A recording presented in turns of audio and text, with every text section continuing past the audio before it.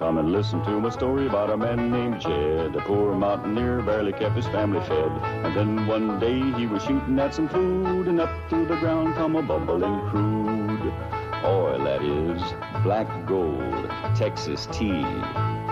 Well, the first thing you know, old Jed's a millionaire. The kinfolk said, Jed, move away from there. Said, California is the place you ought to be. So they loaded up the truck and they moved to Beverly Hills, that is, swimming pools, movie stars. The Beverly HillBillies.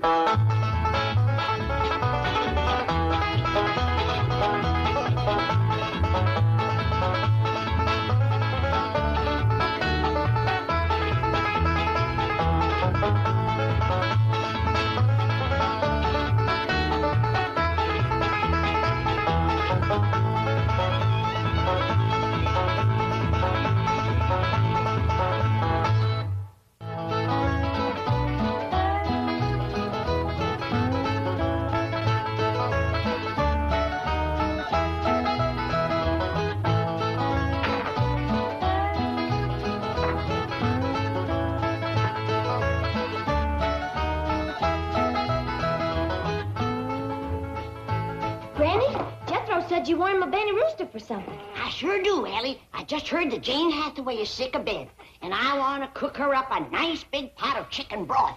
Oh, that's not... Granny, you ain't fixing to cook Earl. Oh, of course not, Elly. But I figured you could turn him loose in the neighborhood, and he just might bring home a plump little hen.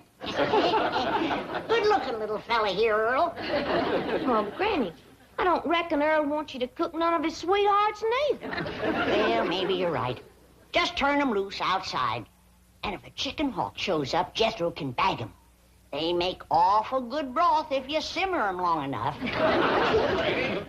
Jethro tells me Miss Jane is ill and you're fixing the doctor for her. That's right, Jed. Trouble is, I don't know for sure just what she's got.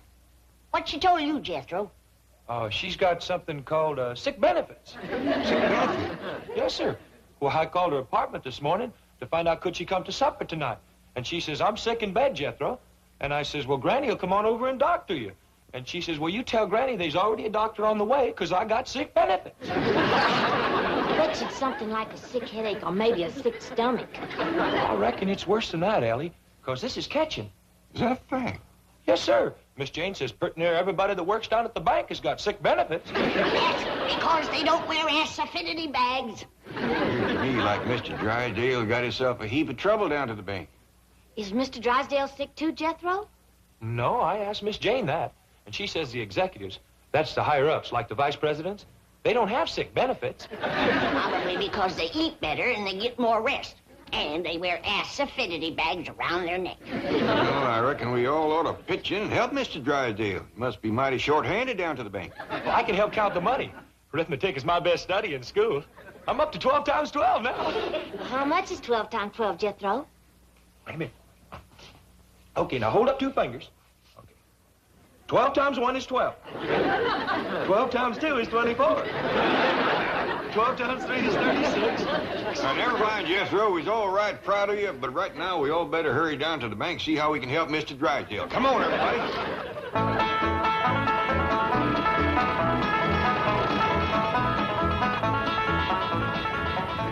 I'll go in first. The rest of you wait here. How come? We don't know how catching that sickness is. Miss Hathaway, how can you do this to me? Now, you know the bankers' convention is in town, and I'm making the keynote speech. Well, you haven't finished writing it for me. Now, listen, couldn't you come in today and be sick tomorrow? 103 fever. Well, I'll turn on the air conditioning. Don't pay any attention to Dr. Murphy. I know him. He's trying to make a big thing out of this so he can collect a big fee. Oh, fine, Doctor. I knew you were there. That's why I made a joke about it. Huh? Oh, of course. Certainly. Yes. Keep her in bed. Goodbye, Doctor. Come in. How do I, Mr. Drysdale? Mr. Clampett, hello. What can I do for you? Well, I reckon right now is what can I do for you? We heard about all the sickness. Oh, don't let that concern you. Anything you need. Well, nothing except a secretary, a new doctor, a speechwriter, and someone to take over my work. For a fellow with all them troubles, you sure keeping your spirits up. Well, I try to keep laughing so I won't cry. Oh, will you answer the door?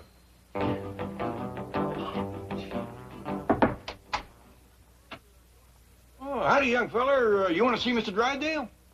Yeah. Come in, come in. No, not today. Now, leave me alone.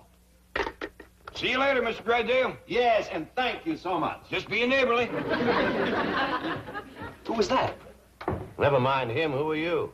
Oh, we met the other day when I started to work here, Mr. Drysdale. I'm the new teller trainee. My name is... What do you want? Sir, I noticed that you were without a secretary, and, well, I thought I might be able to help. You take shorthand? Oh, I don't mean me, sir. However, there is someone from the secretarial pool that I'd like to recommend. Oh? Who? Well, the chick, the young lady at the first desk, I believe her name is Kitty Northcross.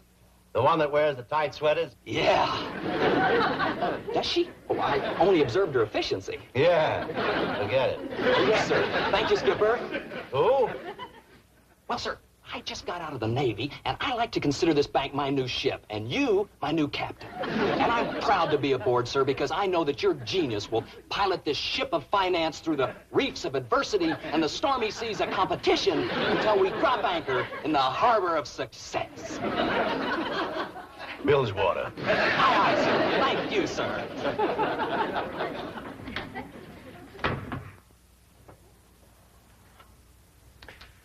And now to continue my speech. Gentlemen, it is my observation that a bank is like a ship. Its president, the captain. It is his responsibility to pilot that ship through the reefs of adversity and the stormy seas of competition until he drops anchor in the harbor of success. At this point, take a sip of water and wait for applause.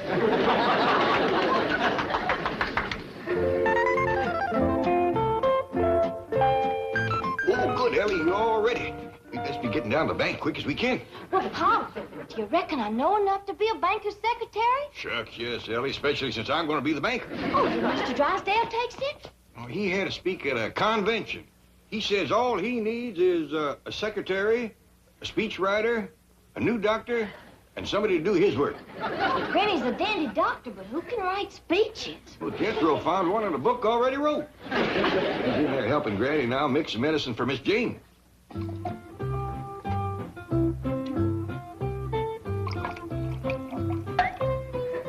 Now my secret yarb.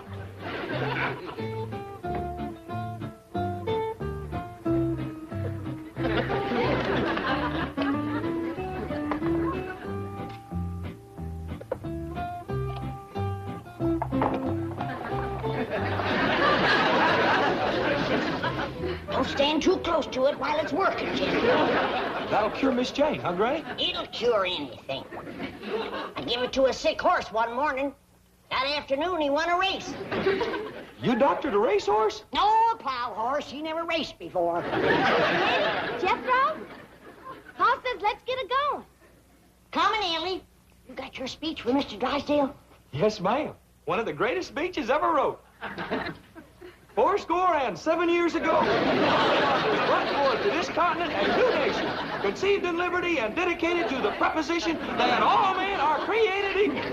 Why, dingies, that's a dandy speech. I'm proud of you. I didn't write it. That was written by Abraham Lincoln, the president that whooped the South. South was not whooped. Granny, General Lee surrendered to General Grant. He did not. General Lee figured that Grant was a blacksmith. And he handed him his sword so he could sharpen it. And don't you ever forget it! Oh, hello, Margaret. What? You want me to pick you up at the beauty shop when? But, dear, you know I'm making the keynote address at the bankers' convention. All right, darling, I'll cut it short.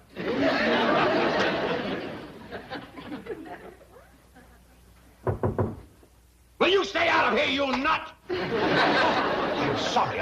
I thought it was someone else. I'm terribly upset today. That's why we's all pitching in to help. Elly here is going to take Miss Jane's place while Granny gets her well. No, you don't have to do that. Oh, it's no more than any neighbor do. Well, I do appreciate your kindness.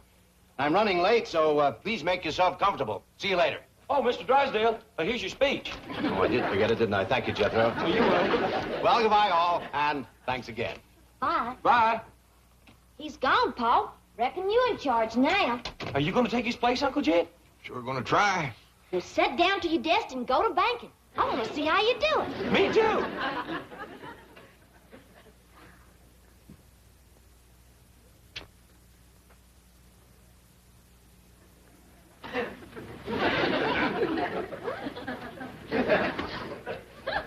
Are you banking yet, Pa? Well, I reckon not, Elly. I'm just waiting to bank. How do you do it, Uncle Jed? Well, according to Mr. Drysdale, banking is mostly giving people money when they need it. I'll get it, Pa. That's what a secretary's supposed to do. Howdy, this here's Mr. Drysdale's office, but Mr. Clampett's in charge now. Yes, sir, you bet you can. Howdy there. You need money? Well, come right on over and get it. Hot diggity, he's banking now, everybody.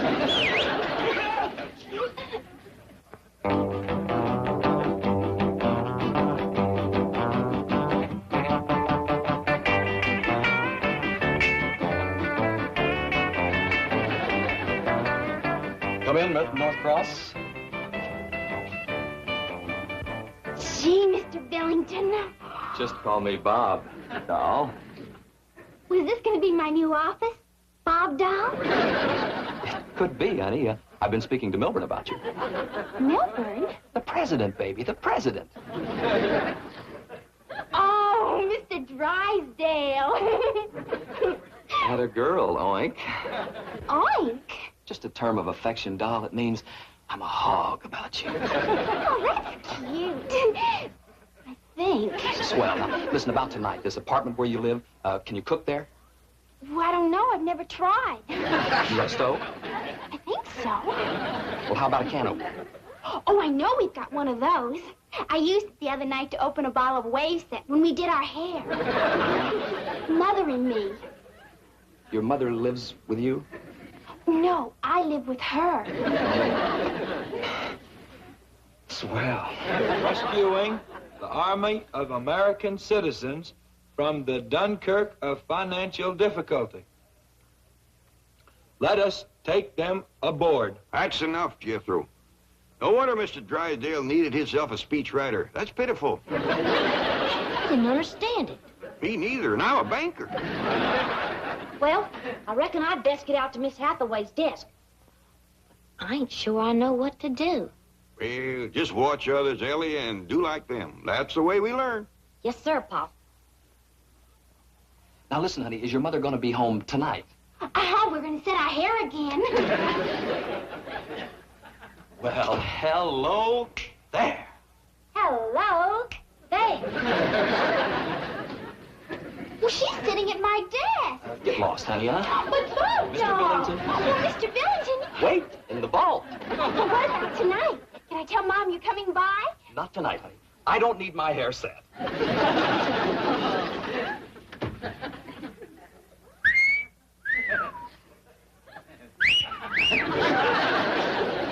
Hey. Hey. This is gonna be wild. Tell me something. You don't live with your mother, do you? No, sir, do you? No, sir. What's your name? Elly Mae Clampett. Well, there it is, Elly, and you may clamp it. You don't by any chance wrestle at night, do you? Oh, I like to wrestle anytime. Scooby-Doo. Well, Scooby-Doo, you want to wrestle now? Later, baby, later. Listen, suppose I drop over to your place tonight. Well, fine. You haven't got a roommate, have you? No, sir, I got a room all to myself. Now, listen, here's the action. I swing by your pad about 7. I bring some Bossa Nova records, and we trample a few grapes, huh? And we blast off to the local coffee shop, one where they don't hit me for too much bread. Then we swing back to your pad for a little moon orbit. Do you dig? Oh, yes, sir. Crazy. Whenever Pa goes fishing. I dig his word. You wouldn't put me on, would you? Why, sure. Jethro, I ain't tall enough to put you on myself, but Jethro can do it. Yes, who's Jethro? Yeah, Elly Mae? This little fella wants to be put on something. Okay. Where would you want me to put you, little fella? Oh, I'd like to be put on your list of friends. And now, gentlemen, it's with a great deal of pleasure that I introduce our keynote speaker, the distinguished president of the Commerce Bank of Beverly Hills, Mr. Milburn Drysdale.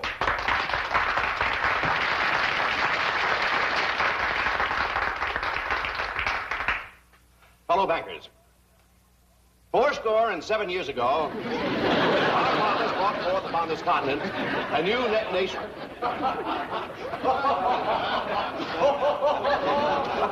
Well, now, some of you seem to be amused because I have chosen the humble words of Abraham Lincoln to keynote this convention. But those of you who understand banking at its highest level will understand the significance of these words as I say, conceived in liberty and dedicated to the proposition that all men are created equal.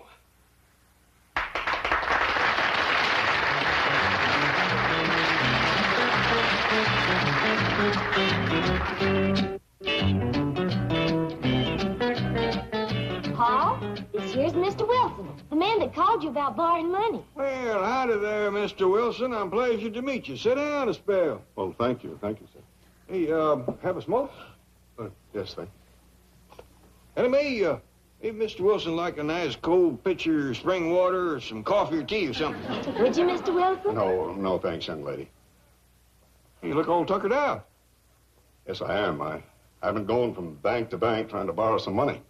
Didn't they have none? Well, none that they wanted to loan me. You see, Mr. Clampett, my chicken ranch is mortgaged to the hilt. I've no credit, no collateral. I need money to buy feed. Well, we got a vault full of it. How much money you need? See, if I just had enough... Are you kidding me? Elly Mae, take him out the vault and show him the money. No. Would you really lend me the money? Well, that's what banks is for, ain't it? Well, yes, but I'm poor. I have no security. Ain't no shame being poor as long as you're honest. How do you know I'm honest? Well, if you wasn't, you'd be telling me about how much you got instead of how much you ain't got. Mr. Clampett, I've never met a banker like you before. Oh, shucks, Mr. Drysdale can outbank me any day in the week. He must be a wonderful man. You bet he is the best banker around here. Now, how much money would you like to have? Well, sir, I really need $5,000, but I can squeeze by on 3 or 4. Elly Mae, go fetch this man $5,000. Yes, sir, Paul. Bring him a cup of that cider that Granny sent down to ward off sick benefits. Doggone if he don't look like he's coming down with it. Okay, Paul. Hey, Doc. I hear some square put the bite on your old man for a gang of bread. What? But he laid $5,000 on him. Oh, you mean Mr. Wilson? That's a cat. How'd he get it? Well, he told Paul he needed it for his chickens. You're kidding. What would chickens do with all that money? It was for Mr. Wilson to buy feed. He's got a chicken ranch. And your dad gave him $5,000 for chicken feed? Why, sure, Paul's got $35 million. 35 million? And he likes folks that raises critters. Do you think he's got time to see a young critter raiser? Well, sure, go on in. I'll dig you later. Mr. Clampett, sir, my name's Bob Billington, and your lovely daughter told me that you could spare me a few moments of your valuable time. You bet I will, young fella. What's on your mind? Well, sir, I work here at the bank, but my heart's back on the ranch. The chicken ranch, that is. Or was, until I lost all of my chickens. Sweet little critters. How'd you lose them? Well, sir, I'm not sure. I just woke up one morning and they were gone. I guess one of them left the gate open. What kind of chickens was he? Just regular kind, you know, with the wings and the feathers and those crazy-looking feet. Mr. Clampett, if I could just borrow $10,000, then I could get back into the business that I love, raising chickens. I see. How many chickens you want to start with? Oh, about $10,000 worth. How many roosters? Oh, no roosters, just chickens. These days, you gotta specialize. Elly Mae, Oh, howdy, Mr. Drysdale. How was your speech? sensational. The high point of the convention. Listen, did a man named Wilson come in here to borrow some money? Yes, sir, and Paul gave him $5,000. Oh, bless him. That's what did it. Did what? Got me named Banker of the Year. They're putting a plaque in the lobby calling this the bank with a heart. How come? Well, 6 banks were secretly nominated for the honor. Wilson went to each bank, and this is the only one that gave him money. Well, that poor man needed it. Wilson? He's the biggest poultry rancher in the world, and a stockholder in all 6 banks. Oh, is your wonderful father still in there? Yes, sir. How about it, Mr. Clampett? I'm going to give you just what you need. Great, lay it on me. A little advice. Get back to your job and forget about chickens. You were born to command, sir. The voice of authority, the greatest I've ever heard. What about me? You are the only one who cuts him, Skipper. What a privilege it is for a young fella like me to see 2 great leaders together. It's a summit meeting, recreated. Out of my office, out of my bank. You're fired. You're an irresponsible loafer. May I give you as a reference, sir? Pleasure having served under your command, sir. Granny, this here's Mr. Billington, and he wants to court me. Is that true, young fella? It ever love it is, Granny. And you got sick benefits? Loaded with them. Open your mouth and close your eyes, and Granny will give you a little surprise. Swallow this. Hey, you know something? When I was in the Navy, I tasted some jungle juice on Okinawa. Good-looking young fella. Good dancer, too. I reckon that's a new dance he's been going to teach me. It's called the Bossy Nova.